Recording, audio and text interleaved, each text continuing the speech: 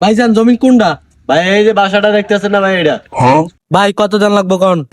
ভাই বাড়িটা তো আমার শখের ছিল, 50 লাখ দেন ভাই। এই মেয়ে এত লাখ টাকা দাম আছে, টিয়া 20 লাখ টাকা দিয়ে দি। না ভাই আমি এত কমে পারবো না ভাই। থাক ভাই, আপনার কথাও থাক আমার কথাও থাক, ঠিক আছে 40 লাখ দিয়ে দেন। না ভাই হইব না, আপনার কত থাক আমার কত থাক, টিয়া 30 লাখ দিয়ে দি। আচ্ছা ঠিক আছে ভাই, দেন।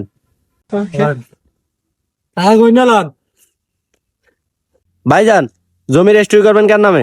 ভাই দাঁড়ান, আমার লোক আইতেছে।